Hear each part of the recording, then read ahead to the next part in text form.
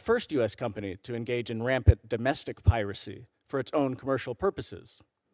Pending lawsuits against OpenAI and Anthropic revealed that both companies also pirated millions of copyrighted works.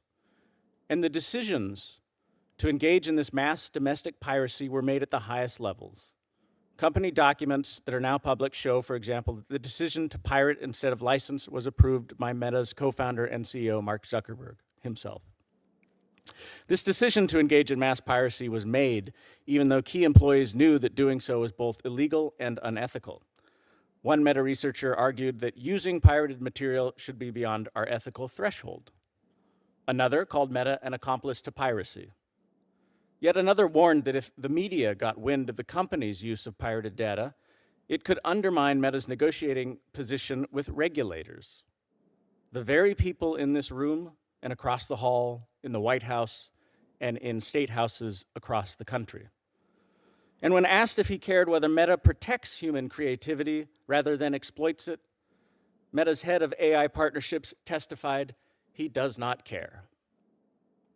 AI companies now seek a pass for this unprecedented piracy by invoking a limited exception to copyright infringement called fair use, which Congress codified in the Copyright Act of 1976.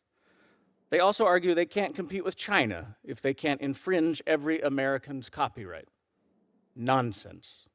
Our tech companies employ the best and brightest minds in the world, and they are the wealthiest corporations in the world. It is not credible for these companies to argue they can invest hundreds of billions of dollars into hiring talent and building data centers to power their commercial AI products and models, but they can't pay a single cent to copyright owners. There is no carve-out in the Copyright Act for AI companies to engage in mass digital piracy. I'm grateful to Chairman Hawley, Ranking Member Durbin, and this subcommittee for your attention to the issue. I look forward to your questions. Thank you very much. Next up is Professor Mike Smith. Professor Smith is Professor of Information Technology and Marketing at Carnegie Mellon University. He's written extensively on piracy and its effects on innovation. Professor Smith. Chairman Hawley, Ranking Member Durbin, I am very honored and thankful for the opportunity to testify today on this important issue.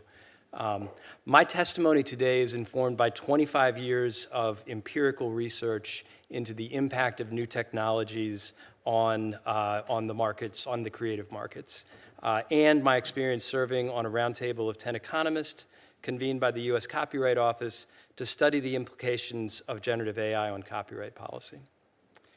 My research into piracy started in the early 2000s when digital piracy was a relatively new problem for the creative industries.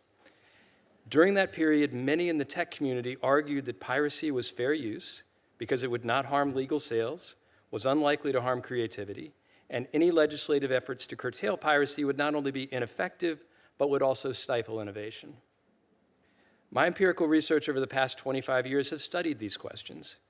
In 2020, my colleagues and I surveyed over 40 papers published in peer-reviewed academic journals as part of a piracy landscape study we wrote for the U.S. Patent and Trademark Office. Our report drew three broad conclusions. First, the peer-reviewed academic literature shows that digital piracy does harm creators by reducing their ability to make money from their creative efforts. Second, the peer-reviewed academic literature shows that digital piracy does harm society by reducing the economic incentives for investment in creative output. Third, the peer-reviewed academic literature shows that copyright enforcement has been effective in reversing these harms, while also allowing businesses and legal online distribution platforms to thrive and innovate. Today, we're hearing many of the same arguments we heard in the early days of the internet. Allowing generative AI companies to use pirated content to train their models is fair use because it won't harm legal sales, won't harm creativity, and any enforcement efforts to curtail the use of pirated material for training will not only be ineffective, but will also stifle innovation. My response to those arguments is that while the time has changed, the underlying economic principles are the same today as they were in 2000. And by applying those principles,